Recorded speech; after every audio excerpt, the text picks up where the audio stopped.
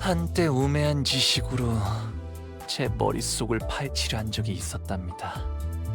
뇌를 깎아 양감을 조절하려 시도했죠. 결과는 실패였어요. 오직 손의 감각만으로 뇌를 건드리는 게 얼마나 어려운 건지 알았다면 이렇게 모자로 신체를 가리지 않아도 되었을 테죠. Pretty sure we tackled that last time. Greetings and salutations, everyone. I'm Ekmac. This is Limbus Company. I've already gotten all the rewards from the LCB checkup, so I don't have to worry about that. We have twinning threads. We do have new identities, but let's be honest, you don't care. We'll use that as filler at some point. It's late, I'm probably only going to get one recording of this set down, though. Twining threads. Okay.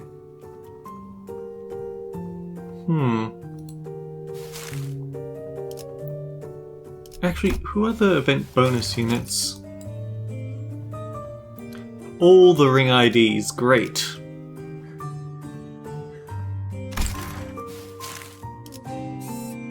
Funeral 9.5-1.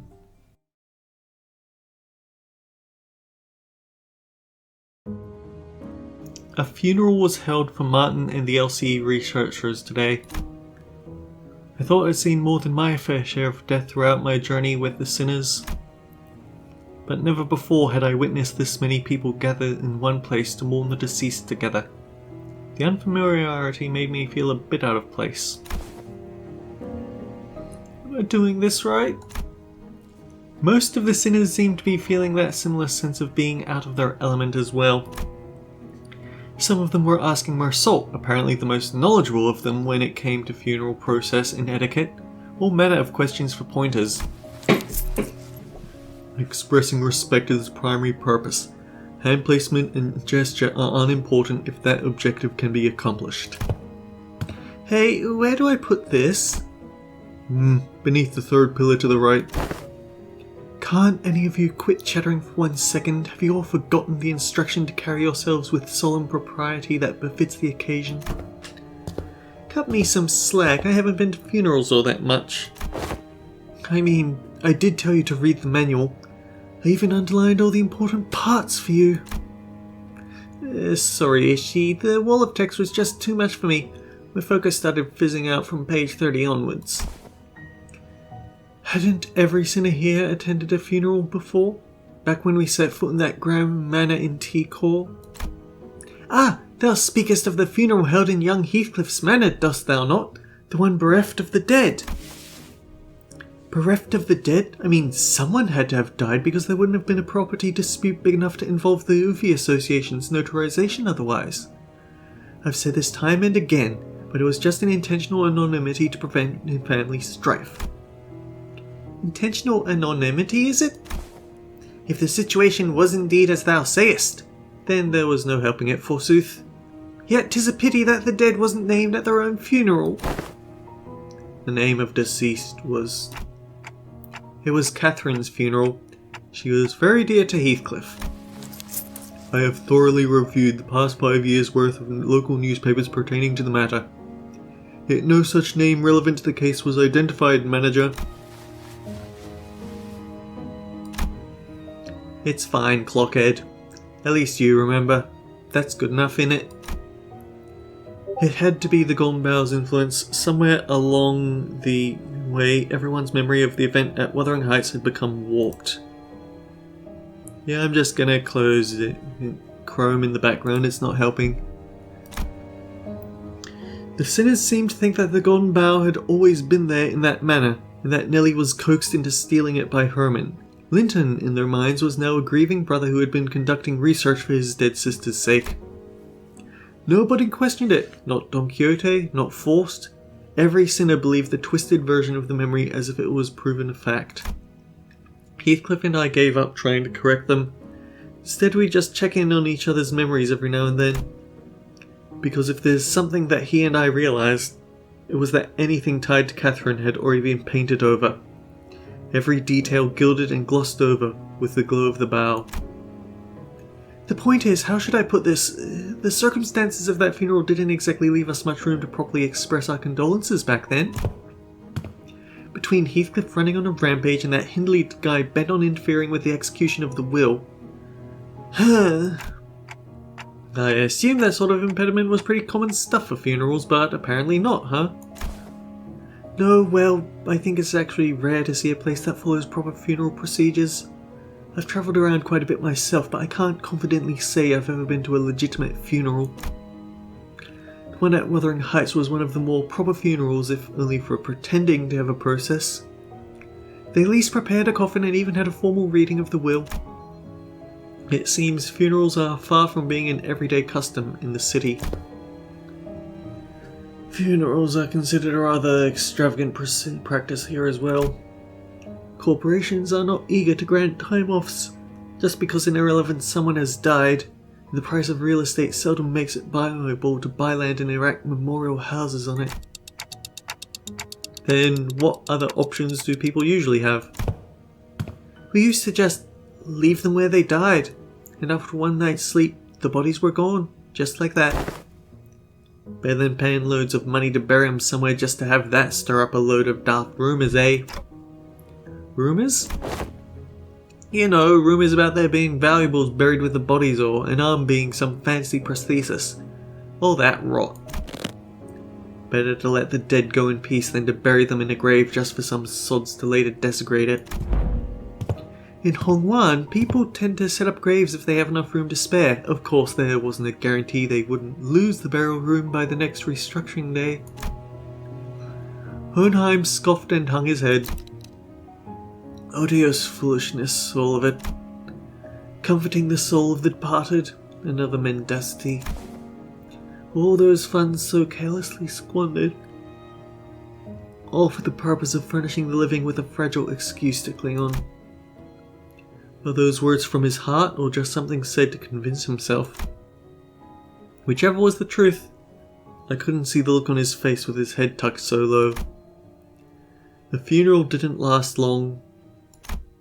It was just a brief moment of silence, followed by a few quick goodbyes that were shorter still.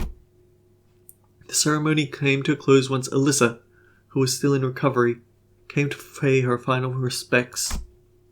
The flames devoured the coffins of Martin and the other researchers, announcing the end of their existence with a crackle of firewood.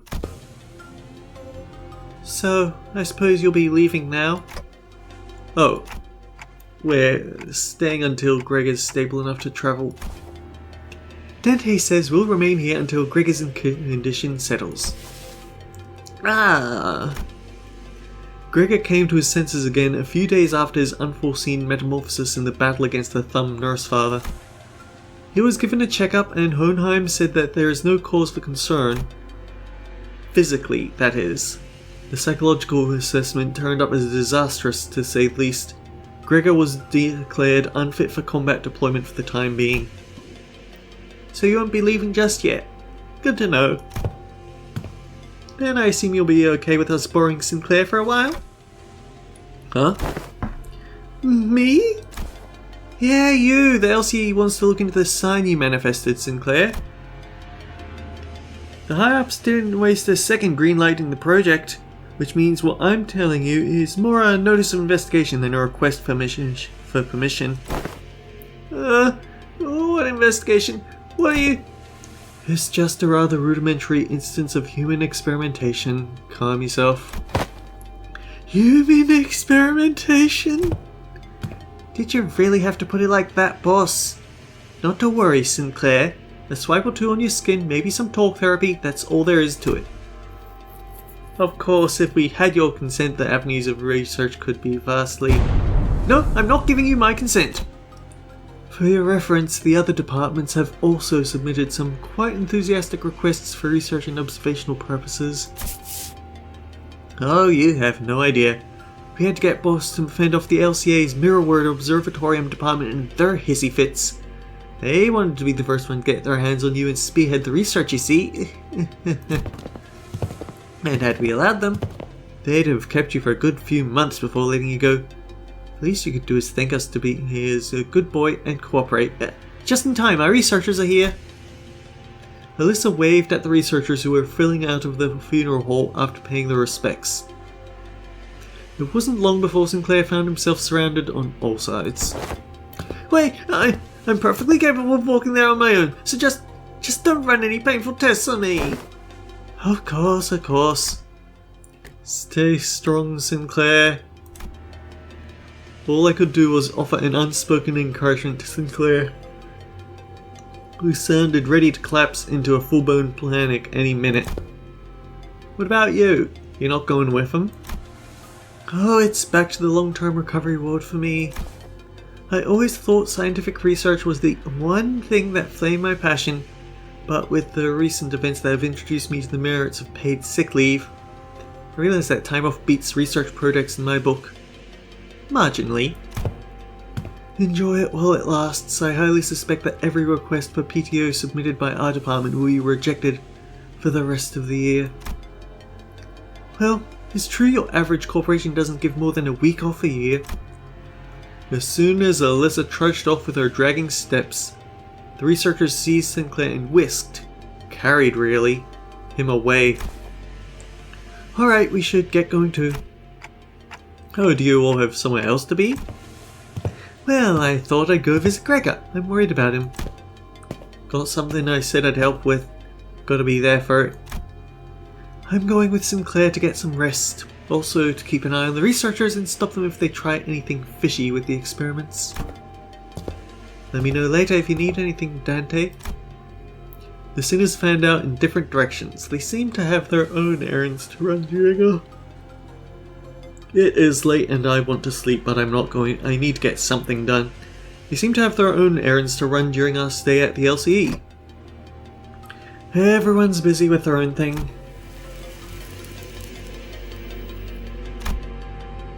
The only ones keeping me company now were Ryoshu, who'd been filling the air around thick with cigarette smoke, and Don Quixote, who was sniffing and asking at every corner for Vespa in a valiant quest for the new colour fixer's whereabouts. Forst was still here too, staring blankly into the air. Is she accessing the Gesellis shaft? You seem to have time to spare, manager. As I stood there wondering what I should do next to pass the time, Hohenheim, who had apparently finished tackling and signing the stack of papers, walked on over to me. This makes things rather convenient. There is something I had intended to discuss with you and Ryoshu.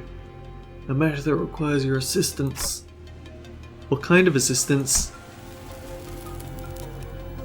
WKOA says CH, so what kind of assistance says Clockhead? Wait a minute, did Ryoshu just step in as my interpreter? It's not that I don't appreciate her gesture, especially since she'd usually snap at me and tell me to find someone else to interpret whenever the issue came up. But I can't help but doubt whether her choice method of interpretation actually accomplishes anything. There is, I must admit, a certain novelty in witnessing the reconstitution of that which requires interpretation into yet another linguistic form equally demanding of it. It would seem we are in need of more manpower. Scratching his head, Hohenheim looked around for a moment before coming to a sudden pause, as though an idea had crossed his mind. At the end of his gaze was a certain someone who was busy badgering LCCA employees with her relentless questioning. Who else, pray, might know if he is thou knowest not? Now listen closely, the one I seek is a bearer of a hair fashioned in the likeness of a bowl. You there, why don't you join us too? Dost thou speak of me? The LCA personnel, who were cornered by Don Quixote under a rather forceful interrogation regarding Vespa's whereabouts, took the opportunity and fled the scene without so much as a backward glance the moment their captor turned her head to answer Hohenheim. Indeed, there is a task that requires your assistance. But I have more words to trade with the most noble yellow harpoon. You seek to emulate the virtue of chivalry. Does that entail turning down the earnest plea of those in need?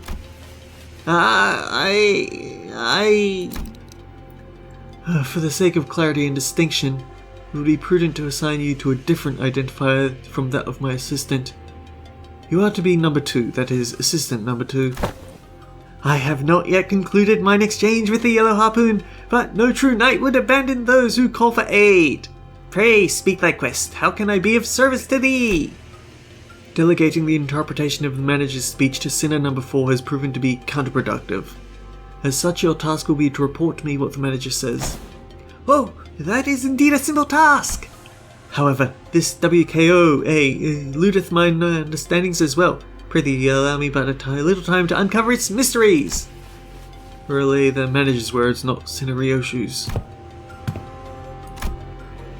They are asking you what kind of assistance you need.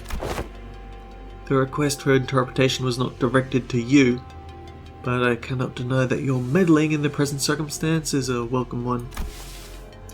It was simply that the rationality and efficiency of your suboptimal staffing choice and workflow have become sufficiently unbearable.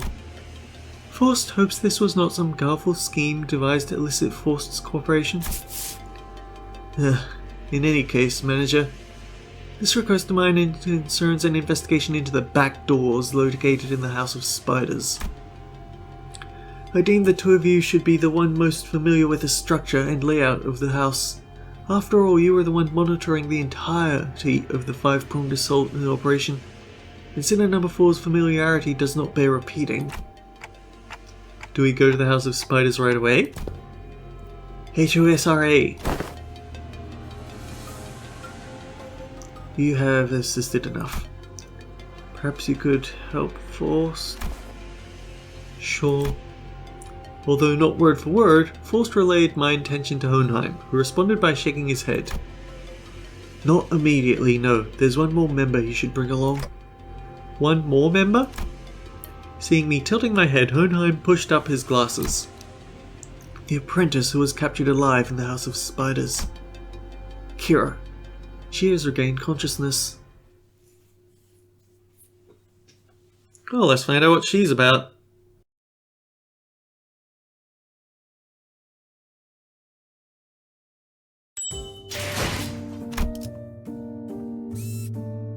Survivor 9.5-2.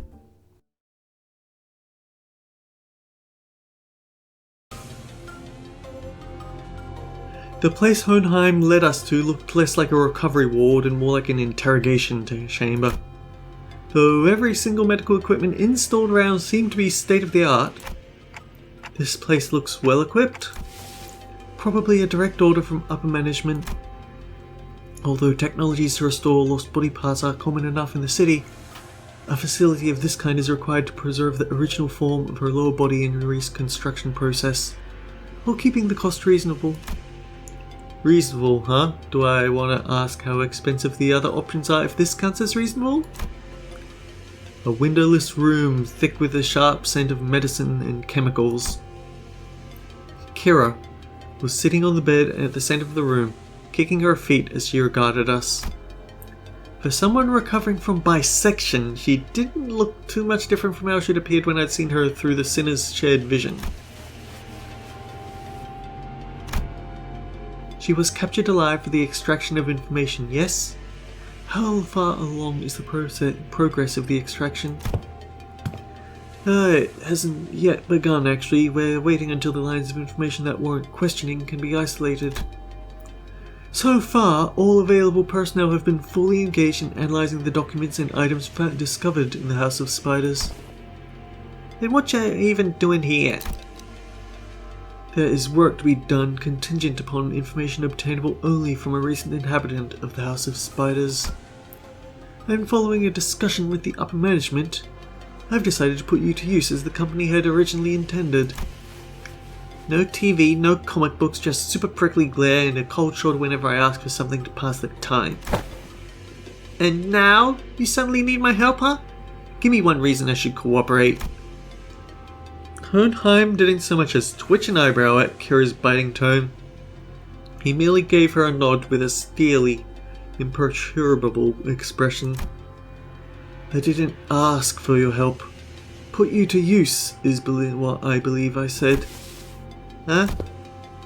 Your survival is not incidental. It's the result of a calculation. The company anticipates a potential profit by keeping you alive. expected gain as the term goes. Without such a forecast on the company's part, you would have already been disposed of. The upper management consists of people who would be disinclined to tolerate the daily maintenance and depreciation costs of this room, even at half their current numbers. Which brings us to the next point. Should you insist on maintaining this uncooperative attitude, the company may decide to convene a meeting to reassess your worth, or shall we say lack thereof, in its projected income statement. Well, suffice to say that such a reassessment would skew heavily against your favour. The outcome would be a recommendation for immediate disposal. Hohenheim always had a way with words that could prickle and sting. But with Kira, it almost felt as if he'd traded the usual thorn for a sharpened knife, intent on twisting it right where it hurt. I'm dead meat as soon as my usefulness runs out anyway. It's not like you're gonna let me live, not after I killed a bazillion of you guys. So you anticipated some form of corporate level retaliatory response against your person. That is indeed a curious line of reasoning. Then I must tell you that, unlike your typical backstreet syndicates such as the Middle, corporate entities of the city tend to avoid choices that may incur losses. The value of the information that could be extracted from an apprentice of the Middle, and the combat prowess honed under tutelage of a great brother of the Middle. These two considerations are likely what increased your value in the eye of the company.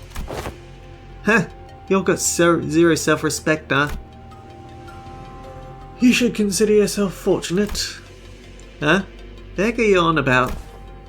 Other companies would not solicit your cooperation by means of a verbal exchange.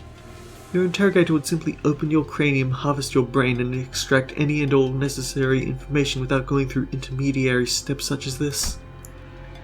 Even without resorting to such methods, the range of available means to compel the disclosure of information is practically limitless.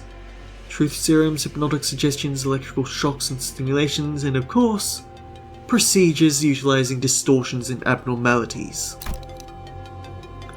That being said, the LCE department prefers to distance itself from such uncivilized approaches that may entail complications and after effects.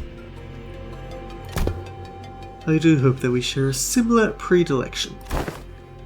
He's so frickin' annoying, you know that, mister? The feeling is entirely mutual. Leaving the biting chill of his threats to sink in, Hohenheim turned toward the exit. Give her some push and bring her along. I don't quite seem to be myself today. No, disregard that. That too was a rather foolish thing to say. I will defer this matter to you, manager. Work of this sort likely falls more within your capabilities than my own. And with that, Hohenheim stepped out of the room, leaving me to deal with Kira. His reaction was understandable. The LCE had only just finished laying its dead researchers to rest. Kira was probably the last person anyone would want to face right now, much less speak to. What should I even say to persuade her? I was still caught in thought when someone, quite unexpectedly, made her way to Kira. Yoshihide! You. Heard you got stabbed in the back by Matthias. That's not true.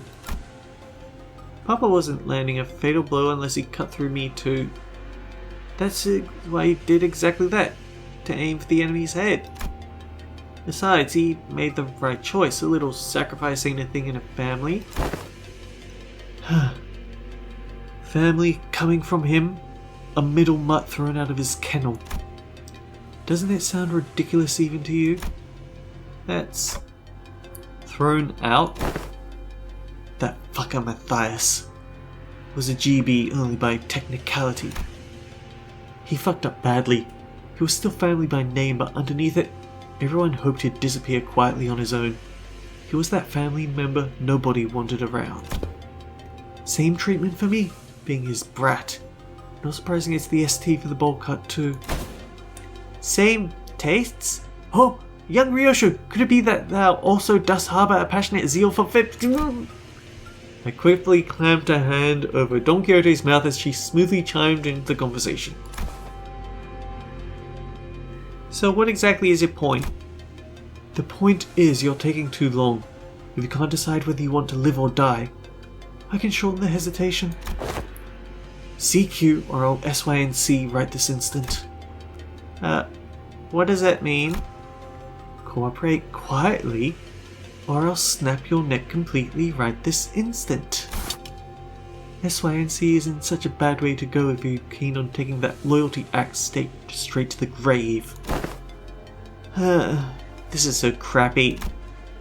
Whatever. I get it, okay? I'll talk if that's what you want so bad. That actually worked. Fixers who go out in a blaze of glory aren't actually the strong ones. It's the ones who survive. The ones who live to see another day and keep getting stronger. Anyway, Yoshihide, what's up with you talking in your weird ass abbreviations? Like SYNC? That's so random. Who even says that? Ryoshu didn't bother to reply and simply chewed on the mouth end of her cigarette. But is this really the right call? To her, we're probably people she needs to settle the score with. As if half her tattoos are gone, Clock. They even confiscated her book. You think the middle sorry excuse for loyalty means so much for this story that should bite us? Besides... No, better hear it from her instead. Hey, tell me why Matthias kicked the bucket. That's cause Papa was weaker than you all. Yeah, you're the jerk's brat, alright. Kira pushed herself up from the bed with a sour face, but at least she didn't argue back. And we called Hohenheim, who'd been waiting outside, back in. I assume the prisoner was successfully persuaded. Come, you'll find your weapon on the table. You may use it in the event of an emergency. What the hell? You can't even unsheath it. You won't be able to use it without authorization. The code has been slightly adjusted. Now then, let us head to the House of Spiders at once. The back door is up and waiting for us. We made our way to the House of Spiders with Kira trailing behind us, looking like she was smelling something particularly fishy on us. We'll find out what smells of fish later. Until next time guys, take care, I'll see you all around. Maybe I can squeeze in one more recording, maybe.